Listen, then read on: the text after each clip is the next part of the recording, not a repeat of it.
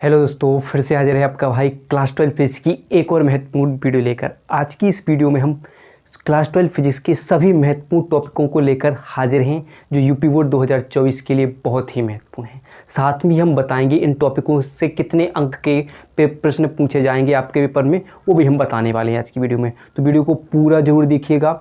अगर आपने इस वीडियो को पूरा देख लिया और जो मैं टॉपिक बताने वाला हूं अगर आपने उनको अच्छे तरीके से तैयार कर लिया तो गारंटी ले लीजिए आपको यूपी बोर्ड में 70 में से 70 लाने से कोई नहीं रोक सकता।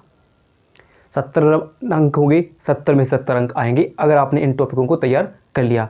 ठीक है, तो चलिए स्टार्ट करते हैं और देखते हैं वो आज के महत्वपूर्ण टॉपिक कौन कौन से हैं और हम इनको इकाइयों में देखेंगे। किस इकाई से सबसे ज़्यादा इकाई, जितनी भी यूनिट्स हैं सब इकाइयों में देखेंगे और किस यूनिट से कितने नंबर के प्रश्न आएंगे वो हम देखने वाले हैं। तो चलिए देखते हैं। सबसे पहली इकाई है स्थिर वैद्युति, जिसमें जितने भी चैप्टर हैं उनमें से सिर्फ जो 6 महत्वपूर्ण टॉपिक हैं, यानी 6 महत्वपूर्ण क्वेश्चन हैं। जैसे पहला देखिए कूलाम का नियम।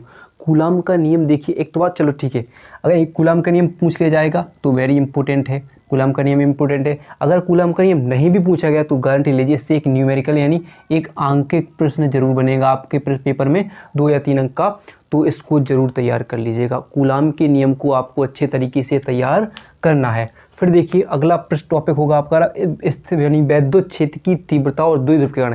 देख तो एक तो क्वेश्चन बन जाता है ऐसा कि किसी बिंदु आवेश के कारण वैद्युत क्षेत्र की तीव्रता का सूत्र निकालने के लिए पूछा जाता है, या फिर पूछा जाता है कि द्विध्रुव के कारण यानी वैद्युत द्विध्रुव के कारण अक्षीय स्थिति में और निरक्षीय स्थिति, यानी दो स्थिति हो जाएंगी।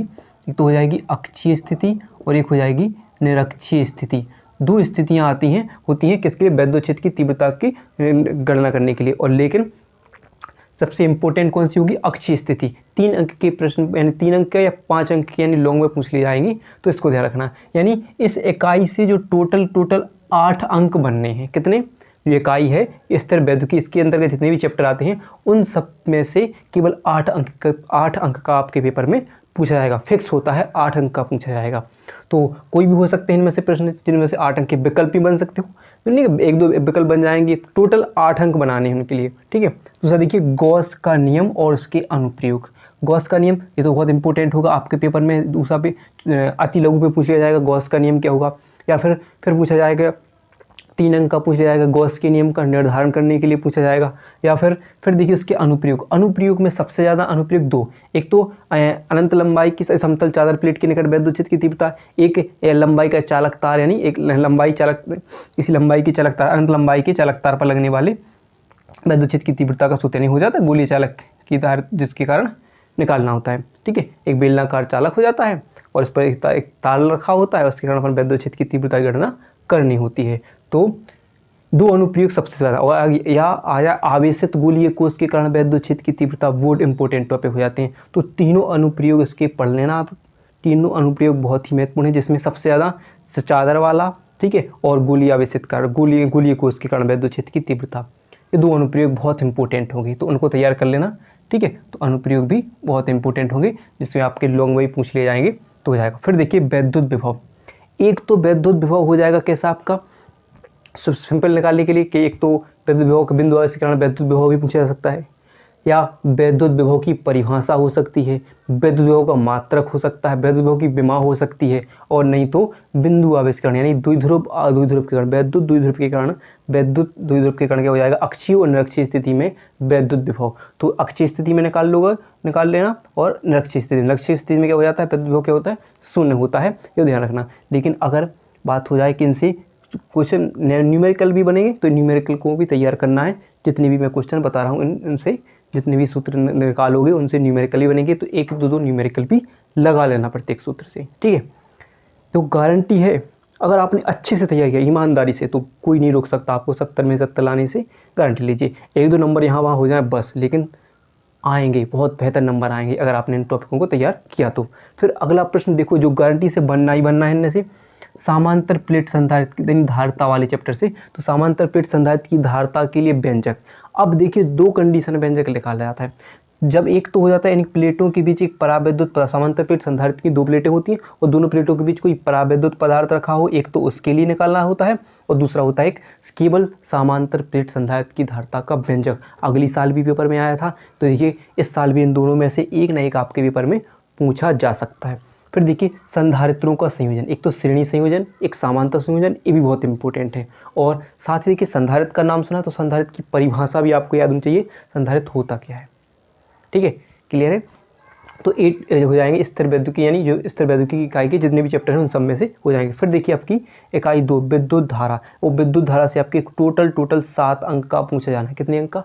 7 अंक का पूछा जाएगा। तो जिसमें जितने चैप्टर होंगे उनसे केवल कितने 7 अंक के आपके पेपर में क्वेश्चन बनेंगे। तो पहला देखिए अनुगमन वेग। अनुगमन वेग बहुत ही इंपॉर्टेंट है, शॉर्ट क्वेश्चन पूछा जाता है। अनुगमन वेग क्या होता है? तो अनुमुक्त इलेक्ट्रॉनों का अनुगमन वेग या अपवाह वेग पूछ लिया जाता है, तो उसको तैयार कर लेना, जरूर तैयार करना। फिर देखिए अगला है विद्युत धारा तथा अनुगमन वेग में संबंध। बहुत ही इंपॉर्टेंट क्वेश्चन है, बहुत ही इंपॉर्टेंट, वेरी इंपॉर्टेंट बोलेंगे इसके लिए, वेरी इंपॉर्टेंट है, इसको जरूर तैयार कर लेना। ठीक है, किसका?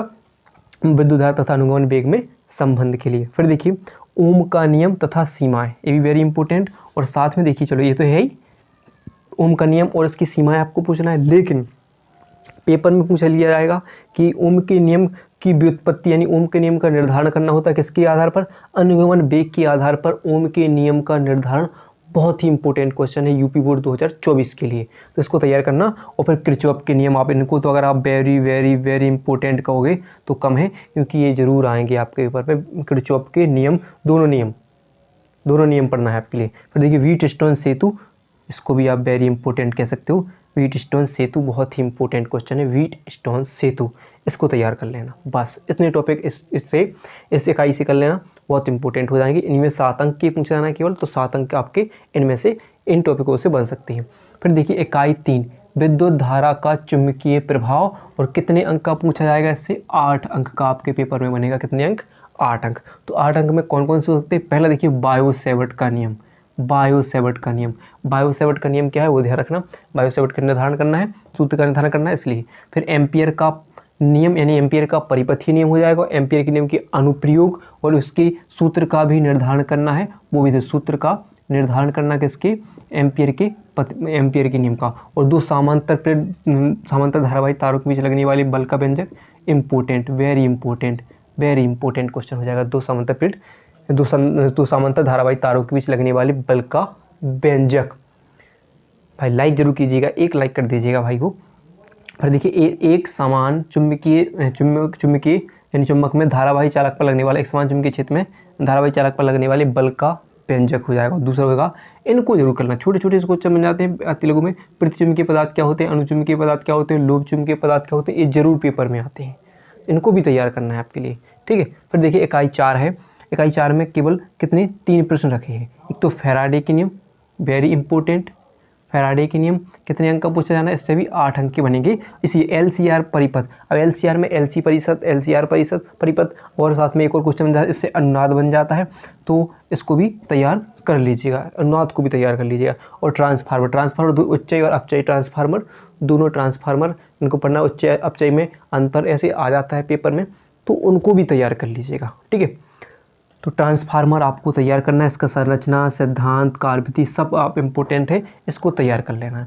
फिर देखिए इकाई 5 से विद्युत चुम्बकीय तरंगें, इससे भी आपके 4 अंक का पूछा जाना है, केवल 4 अंक का। वो कौन कौन से होंगे कि विद्युत चुम्बकीय तरंगें तथा गुण, और अगला होगा विद्युत चुम्बकीय स्पेक्ट्रम। इन सबके तरंगदैर्घ्य, विद्युत चुम्बकीय तरंगों के उनके गुण सब आपको अच्छे तरीके से तैयार करना है। तरंगदैर्घ्य पूछ लिए जाते हैं, केवल 4 अंक का आना है इस इकाई से, इस इकाई में।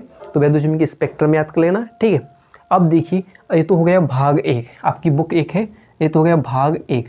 अब आप देखेंगे कि भाग 2 के देखने वाले हैं कि भाग 2 में कौन कौन से टॉपिक होंगे और कौन कौन से इंपॉर्टेंट टॉपिक होंगे इकाइयों में, उनको हम देखने वाले हैं। अभी तक पसंद आ रही तो लाइक कीजिएगा। चलिए अब देखते हैं भाग 2। देखते हैं भाग 2 के सभी इंपॉर्टेंट टॉपिक, जो इंपॉर्टेंट टॉपिक हैं उनको हम देख लेते हैं। और सबसे पहली इकाई होगी भाग 2 की किरण प्रकाश की, जिससे 13 अंक के प्रश्न आपके पेपर में पूछे जाएंगे। तो कौन कौन से टॉपिक होंगे इनको वो जानते हैं। तो पहला टॉपिक होगा गोलीय पृष्ठों द्वारा प्रकाश का अपवर्तन। अवतल और उत्तल पृष्ठ के लिए क्या आता है? गोलीय पृष्ठों द्वारा प्रकाश का अपवर्तन का सूत्र निर्धारण करने के लिए पूछा जाता है, जो कि इंपॉर्टेंट है। और 2 डेरिवेशन इसकी सिद्ध होती है, एक तो अवतल के लिए और एक उत्तल के लिए। तो उनको दोनों को जरूर सिद्ध कर लीजिए, क्योंकि 13 अंक आप समझ सकते हो। ये जो तरंग प्रकाश की किरण प्रकाश की, इन दोनों मिलाकर कितने अंक होते हैं? 13 अंक के पूछे जाते हैं दोनों में। फिर देखिए पूर्णांतरिक परावर्तन, इसके उदाहरण इसको भी कर लीजिएगा। ये आपका अति लघु में पूछा जा सकता है, लघुत्तरीय में पूछा जा सकता है। उसके अनुप्रयोग यानी उसके पूर्णांतरिक परावर्तन क्या है, पूर्णांतरिक परावर्तन के उदाहरण या अनुप्रयोग बोलते वो आ जाएंगे। फिर देखिए प्रिज्म द्वारा प्रकाश का अपवर्तन, वेरी वेरी इम्पोर्टेंट, क्योंकि सूत्र सिद्ध करने के लिए आएगा इसमें। वो अपने अपवर्तनांक का पड़ा होगा n बराबर sign a plus delta m बटे 2 और सबके बच्चे साइन a बटे 2, इसमें सिद्ध करना होगा। बहुत ही इंपॉर्टेंट क्वेश्चन है प्रिज्म वाले चैप्टर का, प्रिज्म। और साथ ही पूछा जाएगा, छोटे प्रश्न पूछे जाए कि प्रिज्म क्या होता है, ठीक है। तो एक नंबर 2 नंबर का विकल्प अति लघु में पूछ लिया जाए तो प्रिज्म जरूर तैयार कर लीजिएगा, ठीक है। फिर ये सबसे इम्पोर्टेंट सूक्ष्मदर्शी और दूरदर्शी। दूरदर्शी में एक परावर्तित दूरदर्शी होती है, वो सबसे इम्पोर्टेंट टॉपिक होता है। इनकी आवर्धन क्षमता निकालना आना चाहिए, चित्र बनाना आना चाहिए सब। केवल अगर आ जाए पेपर में सूक्ष्मदर्शी का नामांकित चित्र बनाइए, केवल सूक्ष्मदर्शी का चित्र बनाने के लिए पूछ लिया जाता है, या दूरदर्शी का चित्र बनाने के लिए पूछा जाए, या परावर्तित दूरदर्शी का चित्र बनाने के लिए पूछा जाए तो चित्र भी जरूर बनाना चाहिए, यानी कि किरण आरेख बनाना आना चाहिए, ठीक है। तो दोनों तैयार करना है। इनकी दूरदर्शी में एक परावर्तित दूरदर्शी होता है, उसको जरूर तैयार कर लेना, ठीक है, क्लियर है।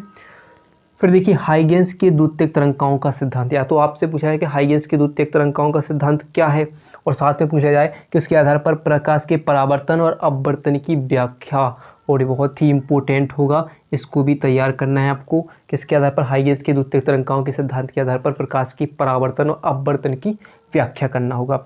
फिर देखिए एक अगली इकाई है तरंग प्रकाश की, जो इसी में आता है। इसे 13 अंक में, इनमें से भी प्लस है, इसमें से भी 13 अंक, यानी दोनों में से 13, कुल 13 अंक का पूछा जाता है। तो यंग का प्रयोग, यंग का प्रयोग आपका जिसमें जो आपके दीप्त अदीप्त फ्रिंज की चौड़ाई निकालने के लिए आ जाता है, वो ध्यान रखना है। और प्रकाश का व्यतिकरण, व्यतिकरण और तथा इसकी शर्तें पूछ लिया जाता है। तो व्यतिकरण की शर्तें भी आपको याद होनी चाहिए, बहुत ही इंपॉर्टेंट होता है। और व्यतिकरण के लिए परिणामी तरंगदैर्घ्य, परिणामी तीव्रता का फॉर्मूला होता है, वो आ जाता है। और या इसकी जो हमने बताया फ्रिंज की चौड़ाई, प्रकाश के व्यतिकरण के लिए फ्रिंज की चौड़ाई, दीप्त अदीप्त फ्रिंज की चौड़ाई के लिए फॉर्मूला आ जाता है। तो दीप्त और अदीप्त, ठीक है, अदीप्त फ्रिंज की चौड़ाई के लिए फॉर्मूला निकालना होता है, वो भी आपको आना चाहिए। फिर देखिए प्रकाश का विवर्तन क्या होता है, बहुत ही इंपॉर्टेंट है। और एकल झिल्ली द्वारा प्रकाश के विवर्तन को प्रदर्शित करना, वो सबसे इंपॉर्टेंट होता है, एकल झिल्ली द्वारा, ठीक है। एकल झिल्ली द्वारा प्रकाश का विवर्तन प्रदर्शित करना होता है, तो बहुत ही इंपॉर्टेंट क्वेश्चन होता है। तो इनको, इन टॉपिकों को तैयार कर लेना। अगला है इकाई 3 द्रव तथा विकिरणों की द्वैत प्रकृति, जिसमें से 6 अंक का आपके पेपर में पूछा जाएगा। कितने अंक का, 6 अंक का। और 6 अंक में सबसे इंपॉर्टेंट होगा आपका आइंस्टीन का प्रकाश वैद्युत समीकरण, आइंस्टीन का प्रकाश वैद्युत समीकरण। साथ में अगर पूछा है कि प्रकाश वैद्युत प्रभाव क्या है, और प्रकाश वैद्युत प्रभाव, इसके आधार पर आइंस्टीन के प्रकाश वैद्युत समीकरण की व्याख्या कीजिए। या 2-3 छोटे से छोटे और जो सबसे इंपॉर्टेंट होते हैं, एक तो आपसे पूछ लिया जाए कार्यफलन क्या होता है, पेपर में पूछ लिया जाए अगर कार्यफलन क्या है, तो बहुत इंपॉर्टेंट क्वेश्चन ये भी होता है। जो कार्यफलन सबसे इंपॉर्टेंट क्वेश्चन, इसमें मतलब ये पूछा जाएगा आपके अति लघु में पूछा जाएगा, लेकिन इंपॉर्टेंट होता है। हमें सब टॉपिकों को तैयार करना है, क्योंकि 70 में से 70 लाना है। फिर देखिए विकिरणों की द्वैत प्रकृति, इसको भी तैयार कर लेना। और डी ब्रोगली समीकरण, डी ब्रोगली समीकरण बहुत इंपॉर्टेंट, डी ब्रोगली समीकरण तरंगदैर्घ्य के लिए आ जाएगा। इसका तरंगदैर्घ्य, डी ब्रोगली समीकरण की तरंगदैर्घ्य के लिए फॉर्मूला की गणना करने या विकल्प में अति लघु में कहीं ना कहीं छोटे से इनमें से क्वेश्चन बनेगी। टोटल कितने अंक का, 6 अंक का बनना है इससे इकाई से, तो कोई ना कोई क्वेश्चन तो एक लॉन्ग आ जाए। आइंस्टीन का प्रकाश वैद्युत प्रभाव क्या है, आइंस्टीन के प्रकाश वैद्युत समीकरण की व्याख्या कीजिए, 5 अंक का पूछा है, और एक आध विकल्प आ जाए, बस हो गए 6 अंक। ऐसे ही तो कुल 6 अंक। फिर देखिए इकाई 4 परमाणु तथा नाभिक, जिससे 8 अंक के आपके पेपर में पूछे जाएंगे, केवल 8 अंक के। और 8 अंक में पहला क्वेश्चन होगा रदरफोर्ड के परमाणु मॉडल और इसकी कमियां भी आपको ध्यान रखना है, ठीक है।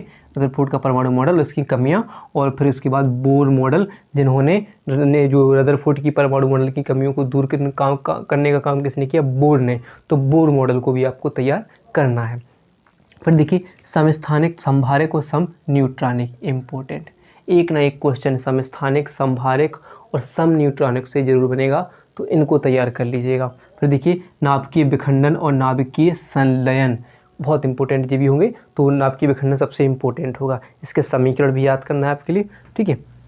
फिर लास्ट टॉपिक बनता है, यानी लास्ट इकाई अपनी इकाई 5 अर्धचालक तथा संधि डायोड। इससे केवल आपके दीर्घ उत्तरीय प्रश्न पूछे जाते हैं, ठीक है। कौन से दीर्घ उत्तरीय प्रश्न यानी लॉन्ग क्वेश्चन आंसर पूछे जाते हैं इससे। उसमें पहला होगा अर्धचालक और दूसरा होगा डायोड। डायोड में पीएन संधि डायोड और पीएन संधि, और देखो एक तो पूर्ण तरंगदैर्ध्य के रूप में, अर्ध तरंगदैर्ध्य के रूप में और अग्रमीनत पश्चमीनत, ये 4 क्वेश्चन बनते हैं संधि डायोड के। बहुत ही इंपॉर्टेंट क्वेश्चन होते हैं और इन्हीं में से आ जाएगा, गारंटी ले लीजिए। और लॉन्ग बनते हैं 5 अंक और 3 अंक, एक 5 अंक का एक 3 अंक का प्रश्न बनेगा, बहुत इंपॉर्टेंट होंगे तो इनको जरूर तैयार कर लेना। ठीक है, ये हो जाएंगे आपके सभी इंपॉर्टेंट टॉपिक क्लास 12 फिजिक्स 2024 के लिए, तो इनको तैयार कर लेना।